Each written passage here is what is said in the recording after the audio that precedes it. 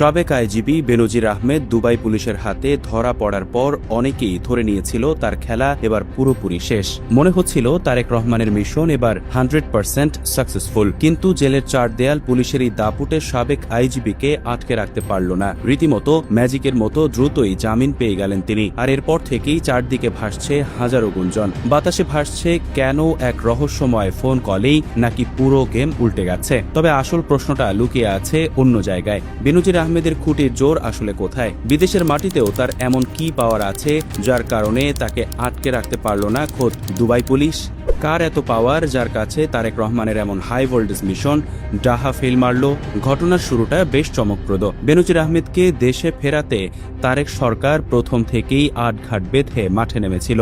বিশেষ করে স্বরাষ্ট্রমন্ত্রী সালাউদ্দিন আহমেদ এই প্রজেক্টকে নিজের সবচেয়ে বড় কাজ হিসেবে হাতে নেন। ইন্টারপোল থেকে শুরু করে দুবাইয়ের লোকাল প্রশাসন সবার সাথে যোগাযোগ পাকা করে ফেলা হয় অত্যন্ত গোপনে। ঢাকা থেকে কড়া নির্দেশ যায় যে কোনো মূল্যে এই দাপুটে সাবেক কর্তাকে বন্দী করতে হবে। সবকিছু ঠিকঠাক এগোচ্ছিল এবং মনে হচ্ছিল ফাঁদ একেবারে রেডি। তারেক সাহেবের প্রশাসন তখন বেশ ফুরফুরে মেজাজে অবস্থান করছিল। তাদের বিশ্বাস ছিল এবার আর কোনোভাবেই ফসকে যাওয়ার উপায় নেই, কারণ একদম নিখুঁত প্ল্যান করে প্রশাসনের বড় কর্তারা সুখবরের জন্য অপেক্ষায় ছিলেন। আর সেই সুখবর চলেও আসে খুব তাড়াতাড়ি। খবর আসে দুবাই পুলিশের জালে আটকা পড়েছেন বেনজির আহমেদ। এই খবর ঢাকায় পৌঁছানোর পর তারেক সরকারের ভেতরে একেবারে উৎসবের আমেজ শুরু হয়ে যায়। সবাই ধরে নেয় মিশন শেষ, আর এবার শুধু দেশে ফিরিয়ে আনার পালা। স্বরাষ্ট্রমন্ত্রী সালাউদ্দিন আহমেদের মুখে তখন চওড়া হাসি, কারণ তার সাজানো পাতা ফাঁদে পা দিয়েছেন এই হেভিওয়েট আসামি। দুবাইয়ের মতো কড়া জায়গায় একবার যখন কেউ পুলিশের হাতে পড়ে, সেখান থেকে বের হওয়া একেবারে অসম্ভব। এই বিশ্বাস থেকেই তারেক সাহেব ধরে নিয়েছিলেন বেনজিরের দিন একেবারে শেষ। সবাই তখন টিভির পর্দার দিকে তাকিয়েছিল কখন তাকে হাতকড়া পরিয়ে ঢাকার মাটিতে নামানো হবে। কিন্তু এখানেই ঘটে গেল একটা বিশাল ভেলকিবাজি। ঠিক যখন সবাই ভাবছে গেম ওভার, ঠিক তখনই ঘটে গেল এক বিশাল চমক, যে চমকে পুরো তারেক প্রশাসনের একেবারে মাথায় হাত। গত 30 জুলাই দুবাইয়ের কারাগার থেকে শর্ত সাপেক্ষে জামিনে বের হয়ে এসেছেন বেনজির আহমেদ। সংযুক্ত আরব আমিরাতের আদালত তার জামিন মঞ্জুর করলেও পাসপোর্ট বাজেয়াপ্ত করে দুবাই ত্যাগে নিষেধাজ্ঞা দিয়েছে। কিন্তু এখানেই লুকিয়ে আছে আসল প্যাচ। দুবাইয়ের মতো জায়গায় যেখানে আইন কানুন খুব কড়া, সেখানে বেনজির আহমেদ কিভাবে এমন জামিন পেলেন? আর এই প্রশ্ন সবার মাথায় ঘুরপাক খাচ্ছে। এখানেই চলে আসে সেই রহস্যময় ফোন কল বা অদৃশ্য পাওয়ারের গল্প। চারদিকে এখন জোর গুঞ্জন, হঠাৎ করে আসা একটা মাত্র কলেই নাকি পুরো গেম ঘুরে গেছে। কিন্তু এই অদৃশ্য পাওয়ারটা আসলে কি? একটু বিশ্ব অর্থনীতির হিসাব মেলালেই বেনজিরের এই জামিনের পেছনের আসল রহস্য পরিষ্কার হয়ে যায়। দুবাই হলো আন্তর্জাতিক অর্থ পাচারকারী আর প্রভাবশালী মানুষদের জন্য এক বিশাল নিরাপদ জায়গা। দুবাইয়ের বড় বড় অবসান, ব্যবসা আর অবাধ বিনিয়োগের পেছনের আসল চাবিকাঠি হল বিশ্বের বিভিন্ন প্রান্ত থেকে আসা কোটি কোটি টাকা। বেনজির আহমেদের মতো মানুষরা সেখানে মিলিয়ন মিলিয়ন ডলার ঢেলে বসে আছেন। অর্থনৈতিক বোদ্ধাদের পরিষ্কার কথা হলো, বেনজিরের মতো একজন বড় মাপের বিনিয়োগকারীকে যদি দুবাই প্রশাসন বাংলাদেশ সরকারের হাতে তুলে দেয়, তবে তাদের পুরো সিস্টেমে একটা বড় ফাটল ধরবে। তাকে ফেরত পাঠালে সারা বিশ্বের হাজার হাজার পলাতক প্রভাবশালীদের কাছে চরম নেতিবাচক বার্তা যাবে। তারা তখন ভাববে দুবাই আর তাদের জন্য সেফ জোন নয়। ফলে মুহূর্তের মধ্যে দুবাইয়ের অর্থনীতি ধসে পড়ার বিশাল ঝুঁকি তৈরি হবে। আর ঠিক এই অদৃশ্য টাকার পাহাড়ের পাওয়ারের কাছেই খোদ দুবাই পুলিশ রীতিমতো থর থর করে কেঁপে উঠেছে। কোনো উপায় না দেখে তারা বেনজিরকে সসম্মানে জেলের বাইরে যাওয়ার রাস্তা করে দেয়। টাকার জোরের পাশাপাশি বেনজির আহমেদ বাঁচার জন্য নিজের মাথা খাটিয়ে এমন এক মাস্টার প্ল্যান সাজিয়েছেন, যা দেখে বাঘা বাঘা আইনজীবীরাও অবাক হয়ে গেছেন। পুলিশে থাকাকালীন তিনি বিরোধী দলের নেতাদের শায়েস্তা করতে একের পর এক সাজানো মামলা দিয়ে জেলের ভেতরে আটকে রাখতেন। সেই একই পুরনো এবং তুখোড় চাল তিনি এবার প্রয়োগ করলেন খোদ দুবাইয়ের বুকে বসে। আর এই জাদুকরি চাল দেখে সবাই রীতিমতো হতবাক। জানা গেছে দুবাইয়ের আদালতে বাংলাদেশের পাঠানো প্রত্যর্পণ সংক্রান্ত নথিপত্র নিয়ে দীর্ঘ শুনানি হলেও বেনজিরের নিজস্ব আইনি জালের কাছে থমকে গেছে পুরো প্রক্রিয়া। গ্রেপ্তার হওয়ার আগেই নিজের চালাকি এবং দূরদর্শিতা দিয়ে দুবাইয়ে নিজের বিরুদ্ধে একটি স্থানীয় আর্থিক মামলার জাল বুনে রেখেছিলেন এই শিয়ানা খেলোয়াড়। সংযুক্ত আরব আমিরাতের আইন অনুযায়ী কোনো ব্যক্তির বিরুদ্ধে যদি স্থানীয় আদালতে কোনো মামলা চলতে থাকে, তবে সেই দেনা পাওনা শেষ না হওয়া পর্যন্ত কোনো দেশ তাকে নিজ দেশে ফেরত পাঠাতে পারবে না। আর এই সাজানো মামলায় এখন বেনজির আহমেদের প্রধান ঢাল হয়ে দাঁড়িয়েছে। এই এক চালেই তিনি পুরো প্রশাসনকে বোকা বানিয়ে দিয়েছেন, যার ফলে তারেক সরকার যতই চেষ্টা করুক না কেন, বাস্তবে বেনজির আহমেদ পুরো স্বরাষ্ট্র মন্ত্রণালয় এবং স্বরাষ্ট্রমন্ত্রী সালাউদ্দিন আহমেদকে এক প্রকার নাস্তানাবুদ করে ছেড়েছেন।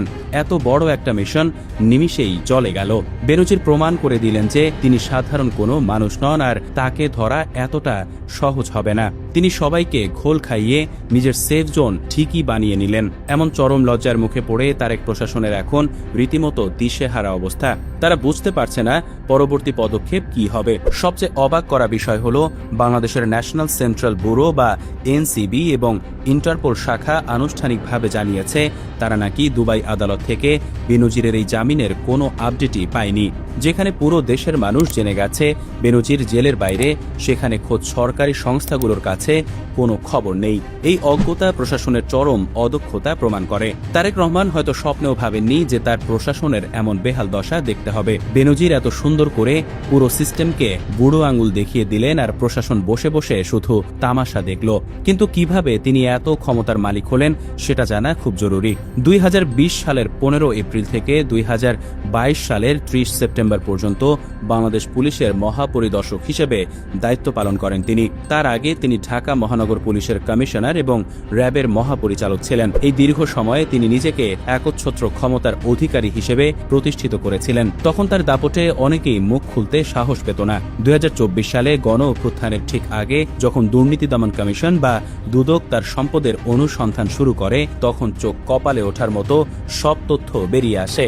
দুদকের তথ্য অনুযায়ী বেনজির আহমেদ নিজের দাপট দেখিয়ে স্ত্রীর নামেই কিনেছিলেন 120 একরেরও বেশি দামি জমি। ঢাকার অভিজাত এলাকা ধানমন্ডি, গুলশান ও উত্তরায় স্ত্রী ও কন্যার নামে কেনা হয়েছিল শত শত কোটি টাকার বিলাসবহুল ফ্ল্যাট ও বাণিজ্যিক স্পেস। সবচেয়ে বড় ঘটনাটি সামনে আসে গোপালগঞ্জের Savannah Recreation and Eco Resort নিয়ে। অভিযোগ রয়েছে গোপালগঞ্জ সদর উপজেলার সাধারণ মানুষের জমি তিনি জোর করে দখল করেছিলেন। ওইসব মানুষদের ভয় দেখিয়ে দলিলে স্বাক্ষর করিয়ে তিনি গড়ে তুলেছিলেন বিশাল সাভানা রিসোর্ট। সাধারণ মানুষের জমি দখল করে তিনি সম্পদের পাহাড় গড়ে তুলেছিলেন। তার এই ক্ষমতার অপব্যবহারের কারণে 2021 সালের 10 ডিসেম্বর আন্তর্জাতিক মানবাধিকার দিবস উপলক্ষে এক কড়া অ্যাকশন নেয় মার্কিন যুক্তরাষ্ট্র। বেনজির আহমেদের বিরুদ্ধে সোজা নিষেধাজ্ঞা জারি করে আমেরিকা। এত বড় নিষেধাজ্ঞার পরও তিনি দেশে বহাল তবিয়তে প্রভাব বিস্তার করে গেছেন। তার দাপট তখনও বিন্দুমাত্র কমেনি। কিন্তু 2024 সালে যখন ক্ষমতার পালা বদলের গন্ধ পেয়ে যান এবং দুদকের মামলা ও গ্রেপ্তারি পরোয়ানা জারির পরিস্থিতি তৈরি হয়, তখন তিনি এক মুহূর্ত দেরি করেননি। পরিবার নিয়ে রীতিমতো রাতের অন্ধকারে দেশ ত্যাগ করে চম্পট দেন এই চতুর ব্যক্তি। এখন হয়তো দুবাইয়ের সুউচ্চ বুর্জ খলিফার পাশের শীতাতপ নিয়ন্ত্রিত পেন্ট হাউসে বসে আগামী দিনের নিখুঁত পরিকল্পনা করছেন এই চালু খেলোয়াড়। পারিবারিক গোপন সূত্রে জানা গেছে দুবাইকে শুধু একটা পারাপারের রাস্তা হিসেবে ব্যবহার করার ছক করছেন বেনজির। তার আসল লক্ষ্য হল ইউরোপের কোনো দেশে রাজনৈতিক আশ্রয় নেয়া। একদিকে তারেক সরকারের তাকে ফেরত আনার আপ্রাণ চেষ্টা, অন্যদিকে বেনজিরের এমন নিখুঁত চাল। স্বরাষ্ট্র মন্ত্রণালয় ও তারেক সরকারের ফিরিয়ে আনার ঘোষণা এখন এক বিশাল ব্যর্থতায় রূপ নিয়েছে। দুবাইয়ের পুলিশ আর ইন্টারপোলের খাতায় নাম থাকা সত্ত্বেও বেনজির আহমেদ নিজের জাদুকরি চাল আর টাকার পাহাড় দিয়ে পার হওয়ার পথ ঠিকই সহজ করে নিয়েছেন। একটা কথা একদম পরিষ্কার যে তারেক সাহেবের প্রশাসন বেনজিরকে ধরতে পদে পদে হোঁচট খাচ্ছে। বেনজির প্রমাণ করছেন তাকে ধরা মোটেও সহজ কাজ নয়। তারেক রহমানের এই হাই ভোল্টেজ মিশন একেবারে ডাহা ফেল মারল। এই লড়াইয়ে শেষ পর্যন্ত বেনজির আহমেদ ছক্কা হাঁকিয়ে ধরাছোঁয়ার বাইরেই থেকে গেলেন, আর তারেক প্রশাসন পেল একরাশ হতাশা। এখন সবাই তাকিয়ে আছে পরবর্তী ভেলকিবাজির দিকে। বেনজির আহমেদ কি সত্যিই ইউরোপে পালিয়ে যাবেন, নাকি তারেক সরকার নতুন কোনো প্যাচ কষবে, সেটা দেখার বিষয়। তবে আপাতত খোদ দুবাই পুলিশকে কাঁপিয়ে দিয়ে বেনজির বুঝিয়ে দিয়েছেন তার ক্ষমতার শেকড় কতটা গভীর।